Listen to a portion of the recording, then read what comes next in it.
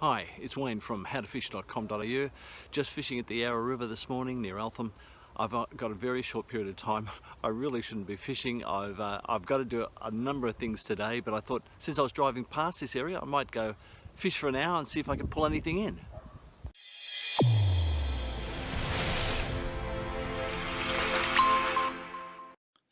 The first thing I do when I get to my fishing spot is to mix up my burley. I use my Bite Hard burley for all of the fishing I do.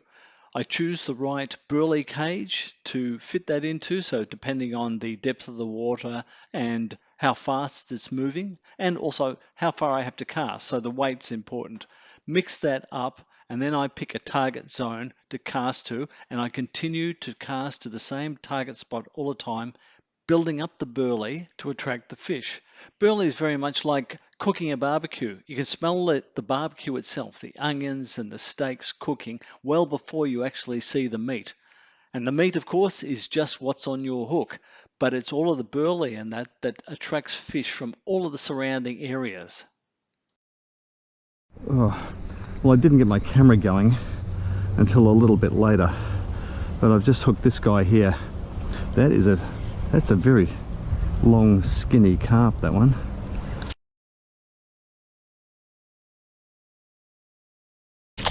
It's quite a long fish. And that's the end of him.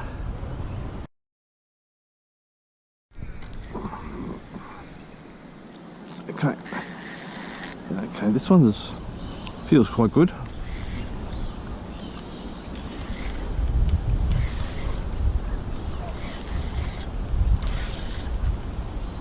Coming towards me.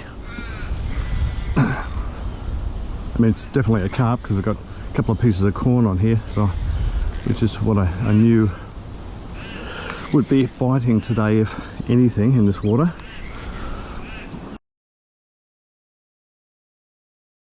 Oh wow, that's a good sized fish. Now he's under my other rod.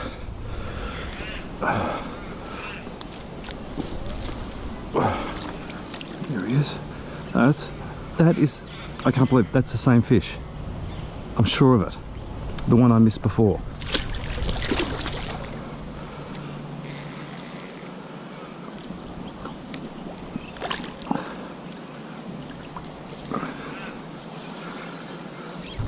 Wow. Whew. That's a long fish. Jig, that is a long fish. Have a look at that. Wow. Not big heavy fish, but certainly very long. Wasn't in that heavily anyway. Okay, so there we go.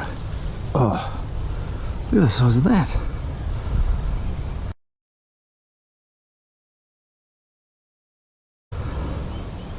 I have to measure this one. Okay, so I wanted to measure it just to check because it seems to be such a long fish. Okay, so that's 38.